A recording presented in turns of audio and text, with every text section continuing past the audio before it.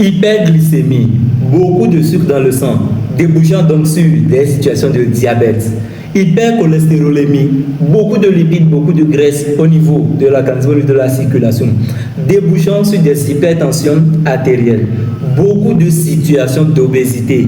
Vous entendez des gens dire, je ne mange pas beaucoup, je fais l'effort de faire un régime, je fais tout, mais je ne fais que grossir.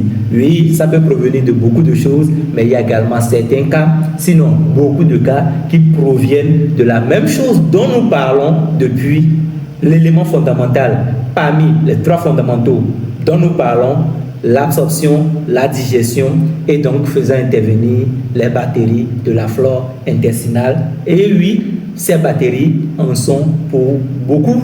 On y va, nous allons comprendre pourquoi des situations pareilles continuent par arriver à beaucoup de gens et ils ne savent pas comment s'en sortir. Le bien-être, ça se construit. Regardons un peu de près cette situation, nous allons tous analyser et tirer de bons résultats. Voici une personne donc, et qui va avoir bien sûr, voilà, tout. Voilà.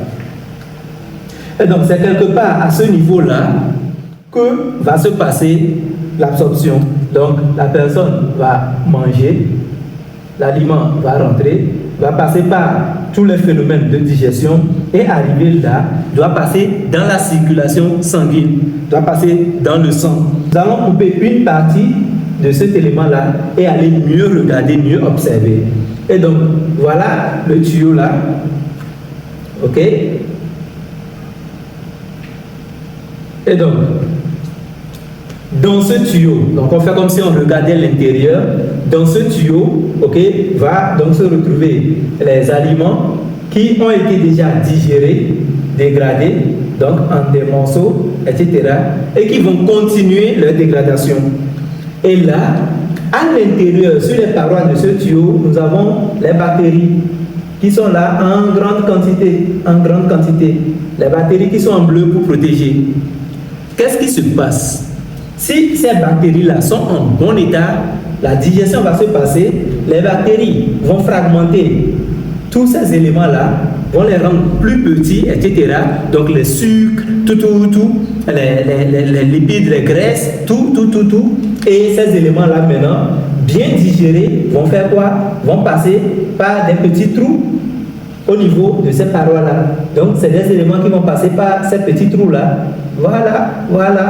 Voilà, et rentrer dans le sang. Donc, ça passe dans le sang. C'est comme ça que les choses se passent. Mais, voyez-vous, lorsque cette personne, dans la même situation, n'aura pas les bactéries en nombre, qu'est-ce qui se passe? Quelqu'un qui n'a pas ces bactéries-là en nombre, qu'est-ce qui se passe lorsque les aliments vont arriver? Donc, en des fragments, en des morceaux. Et ce sont ces bactéries-là qui devaient finir la fragmentation pour que ce soit totalement digéré. Comme ces bactéries-là ne sont pas là, il va avoir ces gros fragments qui vont chercher à passer dans le sang. Et donc, vont forcer le passage ici et vont créer de grandes ouvertures. Donc, quand il y a de grandes ouvertures, ça voudrait dire que c'est carrément des fragments avec cette taille-là, comme ça, qui vont passer dans le sang. Et donc, on aura, voilà, des éléments de grosse taille directement dans le sang. Là, si par exemple, ce sont des glucides, donc des sucres, qui passent en grande quantité comme ça dans le sang, vous savez ce qui se passe? Prenons un sujet A, un sujet B. Les deux vont tous manger la même quantité de nourriture. Donc, vont tous manger par exemple deux morceaux, deux tranches d'igname. Donc, deux tranches d'igname ici, deux tranches d'igname ici. Donc, on envoie les deux tranches. Celui-ci a un problème au niveau de sa flore. Lui, il n'a pas de problème au niveau de sa flore. Lui, il va bien digérer l'aliment.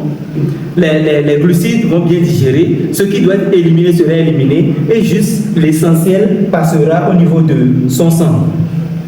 Celui-ci, la digestion va mal se passer et ce qui va passer au niveau du sang comme sucre sera trop important.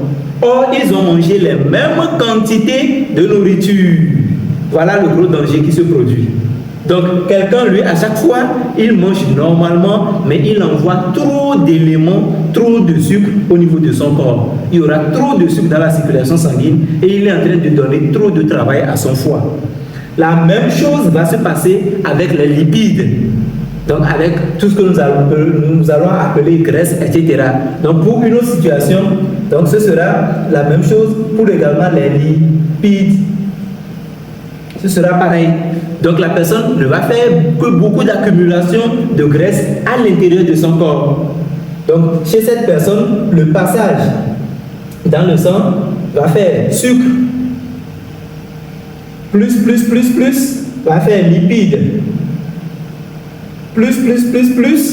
Vous comprenez la logique? Parfois même ne fait pas lipides, plus, seulement que beaucoup de sucre dans l'organisme, le foie fait l'effort de les transformer en graisse pour pouvoir les stocker.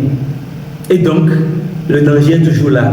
Et c'est dans ce sens-là que beaucoup vont faire l'effort de suivre un régime un peu de tout, mais vont se retrouver avec le poids qui ne fait qu'augmenter. Parce que les éléments qui passent malgré le petit régime qu'il est en train de faire sont un peu trop importants. Et ce qui devait être éliminé par les sels n'est pas éliminé.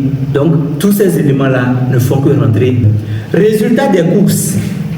Chers amis, il est important de protéger sa flore intestinale, vos bonnes bactéries, et il est important de les protéger. Dans ce monde d'aujourd'hui, il vous faut acheter ces bactéries et les remettre à leur place. Dans les vidéos précédentes, j'ai cité un certain nombre de comportements qui créent un déséquilibre, un chaos au niveau de notre flore.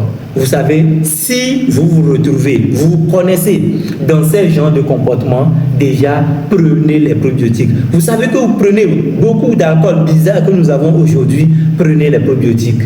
Même avant cela, appelez le village, trouvez vraiment des papayes du village, pas les désordres qu'on a chez nous aujourd'hui en pleine ville, mais allez au village, trouvez des papayes qui ont grandi, qui ont mûri dans de bonnes conditions et consommez-les si vous aimez bien sûr la papaye.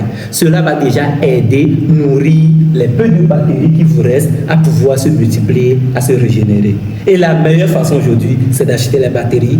Comment s'orienter dans l'achat des batteries? Contactez-nous, le numéro s'affiche toujours. Nous allons vous aider, vous orienter dans ce sens-là.